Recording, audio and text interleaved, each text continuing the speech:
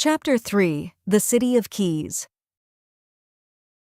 On the third day after Signal Noir, Bremen began to remember that it had always been a city of keys. They were everywhere, once Mara started noticing them. On emergency crates stacked beside the school entrance, on old municipal signs half covered with dust, on the sleeve patch of a rescue coordinator who had not slept in 30 hours, on the cracked seal of a public water tank, on a child's exercise book rescued from room 2A, on the screens that still worked, on the ones that did not. The key of Bremen. Before the attack, Mara had walked past it all her life without thinking. The key had been a shape in official corners, a civic habit, a little emblem that lived on forms, doors, school documents, city vehicles, tourist cups, and expensive chocolates nobody bought unless relatives visited. Now it looked different. A key meant entry. A key meant permission. A key meant something could open, or something could be opened. Theo had said the transit grid recognized the thing that entered it, doors opened, routes cleared, emergency locks accepted it. Yesterday that had sounded impossible. Today, in a city carrying a key on its shield, it sounded like an accusation. Mara stood in the school's lower corridor with a cup of weak coffee that tasted as if it had been filtered through old paper. Around her, the shelter was awake in fragments. Children slept under tables. Adults whispered into borrowed devices. A woman from a pharmacy sorted pills into paper cups and labeled them with names written in 3 different handwritings. Herr Neumann stood at the board and tried to draw a map of the district from memory, but he kept making the river too straight. "The Weser does not do that," Mara said. "What?" "It does not go politely through Bremen in a straight line. It curves. It insists." Herr Neumann looked at his own drawing, then at her. "Even the river is difficult today." "The river has always been difficult. We only had time to notice." He corrected the line. The board now had more headings than anyone liked. Safe, injured, missing, found, questions, needs medicine, needs transport, cannot sleep. Pim had added in smaller letters beneath found 1 spider plant. Someone had drawn a small green leaf next to it. At 8:06, Directive Bleu transmitted a new civil instruction. All available civilian testimony, private recordings, classroom logs, emergency notes, system glitches, and unusual signal observations were to be preserved. Not sent immediately. Preserved. The wording mattered. Preserved meant, do not delete. Preserved meant, someone thinks the ordinary may become evidence. A local archive point had been opened near the Marktplatz, inside the reinforced lower levels beneath the Rathaus. Teachers, transit workers, medical coordinators, and shelter managers were asked to deliver copied records when safe. Herr Neumann read the instruction twice. Then he looked at Mara. "No," she said. "I did not say anything. You looked administrative. You have the recordings. You have the children's written accounts. You are calmer than most people in this building. That is a damaging accusation." Mara! She wanted to refuse. She wanted to stay under the school with the children, the board, the spider plant, and the illusion that if she kept writing names, the world would remain within the reach of her marker. But the recorder in her pocket felt heavy. The children had written what they remembered. Lena had written that the signal knew where they were. Pim had written that his knees had forgotten him. Bram had drawn the window bending inward and labeled it, "Not breaking is worse." These were not just school papers, they were witness. Isha, who was sitting on a folded mat with her feet up on a crate, pointed at Mara. "Go." "I did not ask you." "You were thinking loudly." "You are pregnant and impossible." "I contain 2 people. I get 2 votes." Herr Neumann handed Mara a sealed folder and a district pass. "Take Theo if he can walk."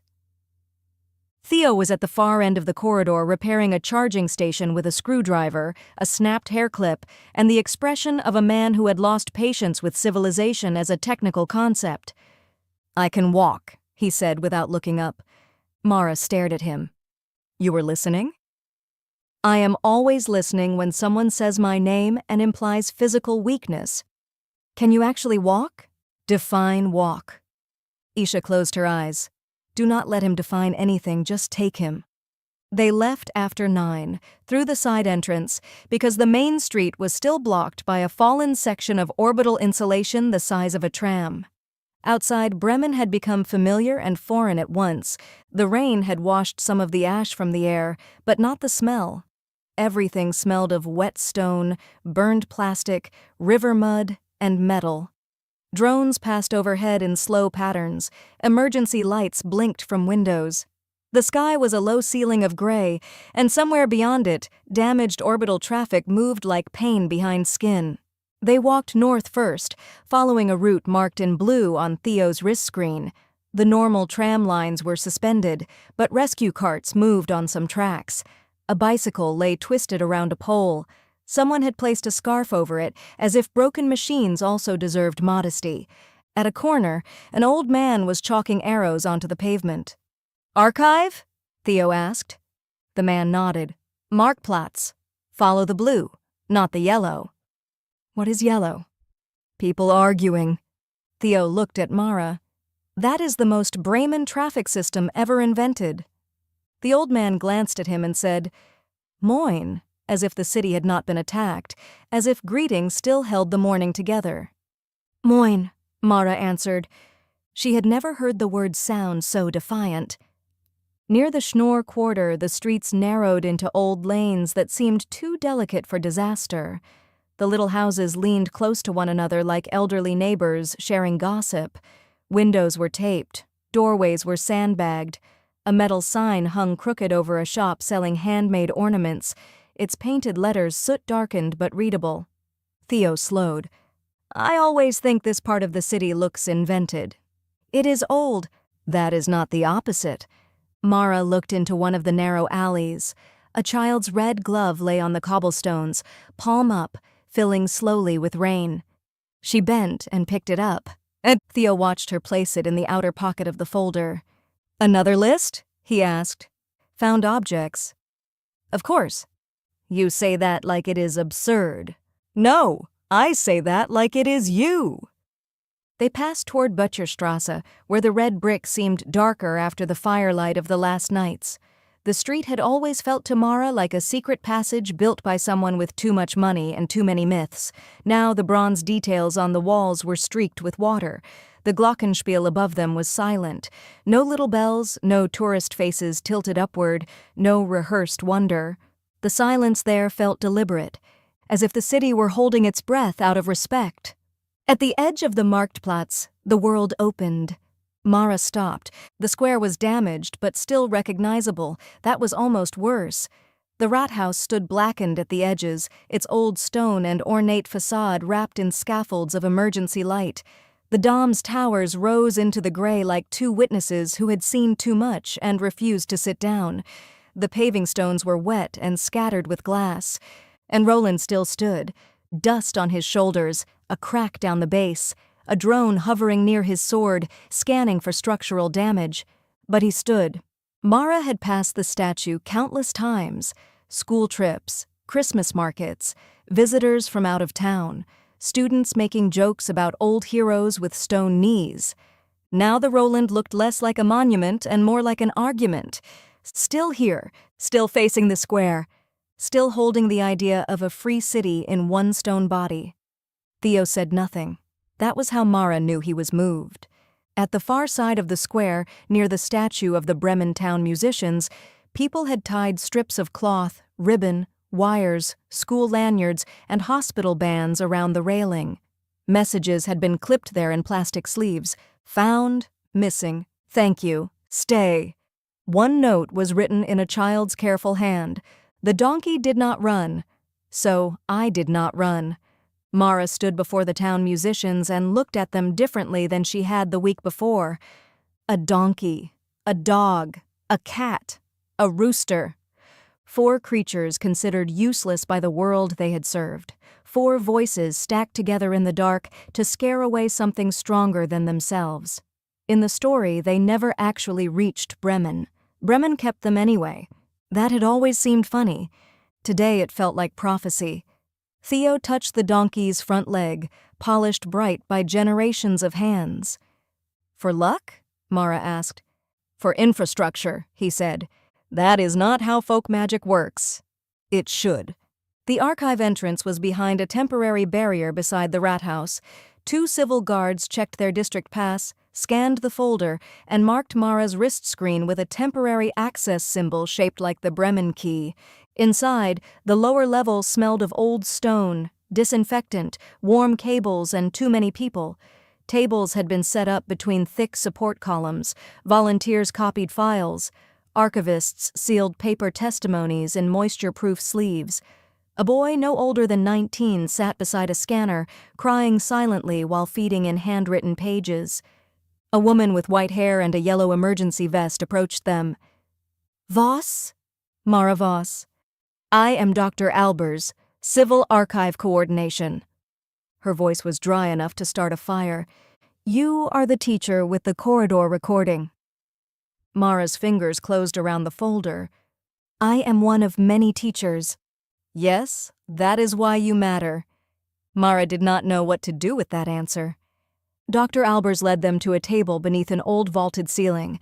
On it stood a row of storage drives, each sealed in transparent casing and marked with a district number. Beside them were boxes of paper, audio chips, broken devices, school notes, transit logs, medical triage sheets, and one charred menu from a restaurant near the river.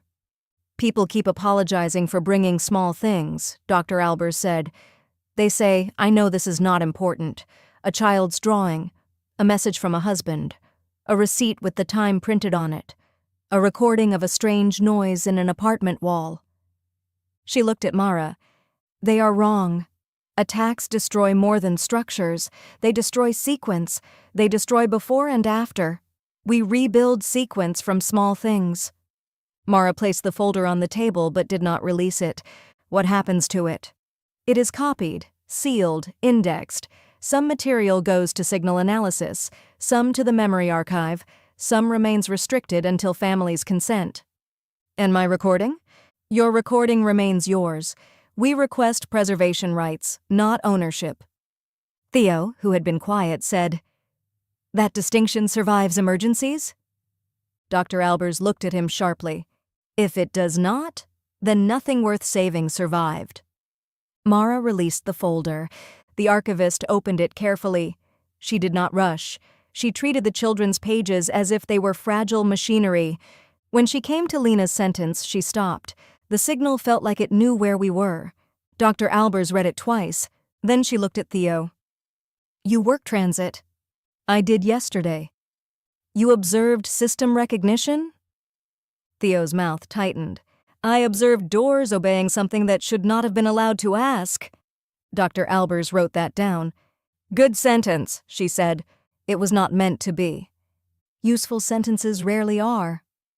The rat house shook then, not violently, but enough for dust to fall from the vaulting. People froze. A guard shouted for everyone to stay away from the walls. Somewhere above them, a drone gave a descending alarm tone. A delayed orbital fragment had entered the atmosphere west of the city. The shockwave took several seconds to arrive. The sound rolled through the old foundations like a giant dragging furniture across the sky. No one screamed. That frightened Mara more than screaming would have. People had learned too fast. When the alarm passed, Dr. Albers continued as if interruption were now part of the cataloging process. "Signal Noir did not only strike systems," she said. "It passed through civic infrastructure. Transit, medical routing, broadcast, school networks, private wall screens, emergency locks. It used what we had built to protect each other." Theo looked down at the old stone floor.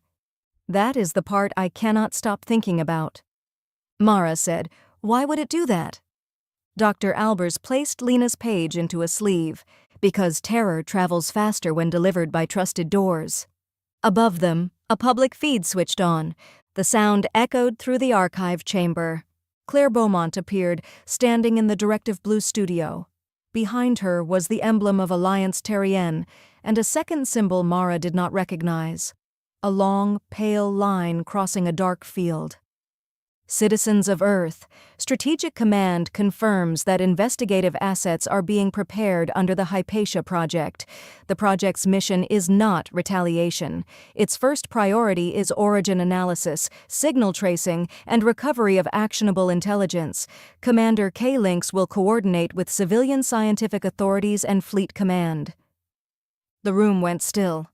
A graphic appeared for less than 2 seconds. Long hull, central spine, forward command section, modular bays.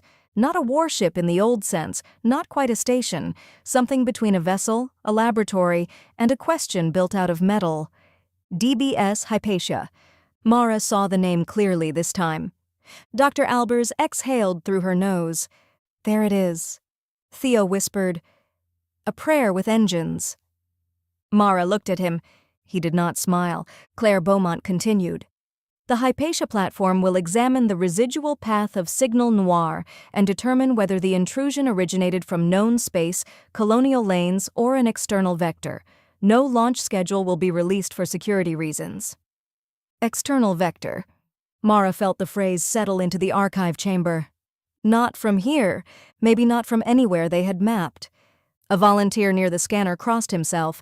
Another touched the Bremen key on his wrist pass. Dr. Albers closed the folder. "History has a habit of entering through side doors," she said. "Today it used the front gate."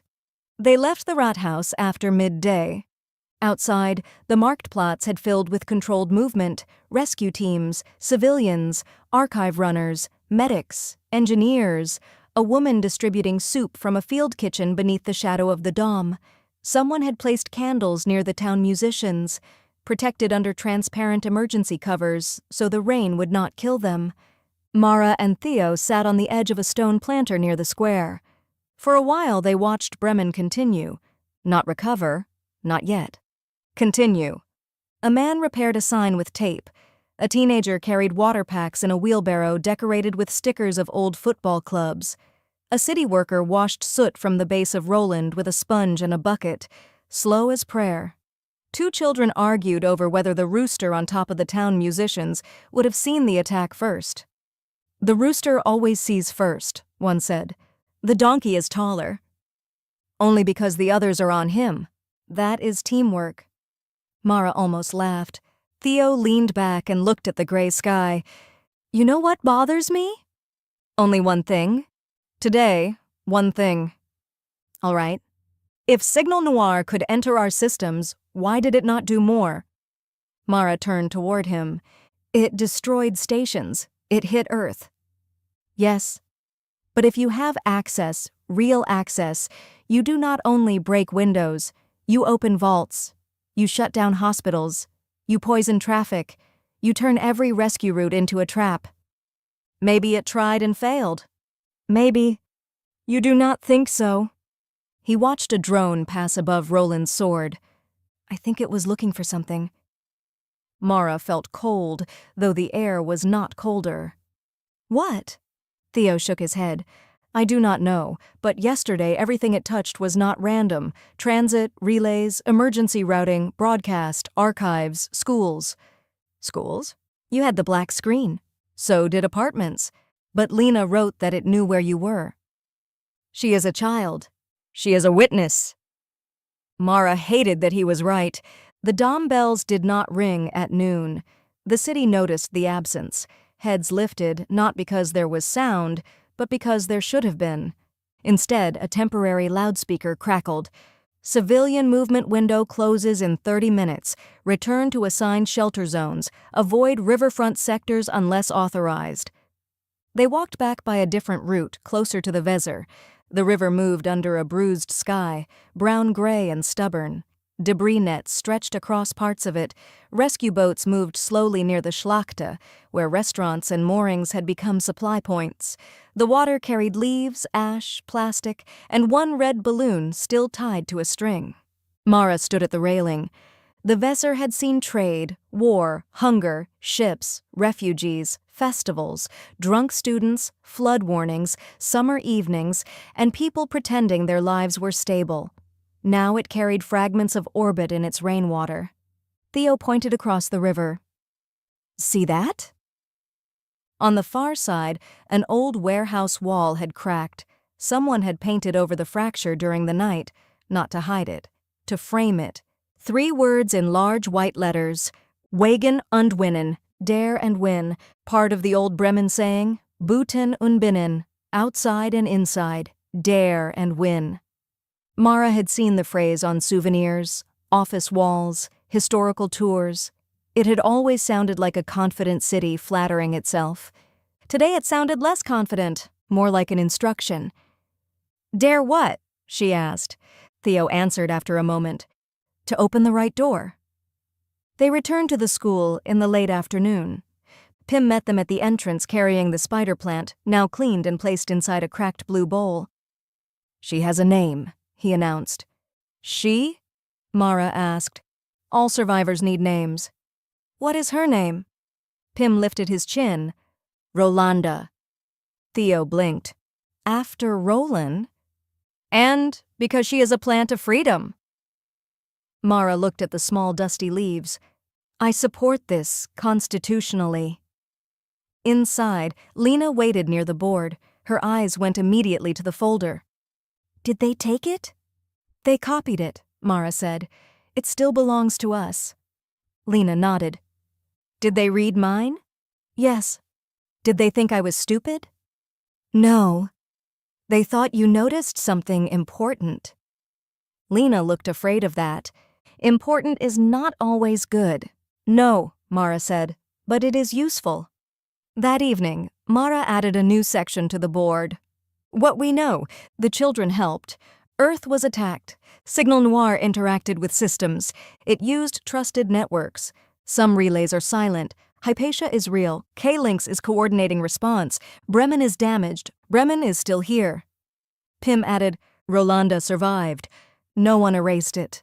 After the children slept, Mara recorded again. My name is Mara Voss. This is the 3rd day after Signal Noir. Today I walked through Bremen and saw the city holding itself together with tape, lists, soup, stubbornness, and keys. She paused and listened to the shelter. The old symbols changed. The Roland was no longer only a statue. The town musicians were no longer only a story. The river was no longer only a river. The key was no longer only a key. She thought of Dr. Albers, of the archive below the rat house, of the woman's breakfast container, of Lena's sentence sealed in a sleeve. We used to think history lived in monuments because monuments were old. Today, I think monuments are places where a city practices remembering before it has to. Her voice steadied. Signal Noir opened doors it should not have known, but today Bremen answered with its own keys, not to surrender, not to invite the dark in, to preserve, to witness, to unlock the next question.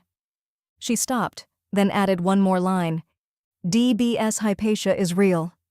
For a long moment she did not speak. Then softly. And somewhere above us, someone is preparing to follow the signal back. She saved the file. In the darkness of the shelter, Rolanda the spider plant stood beneath the board, leaves slightly bent, still green.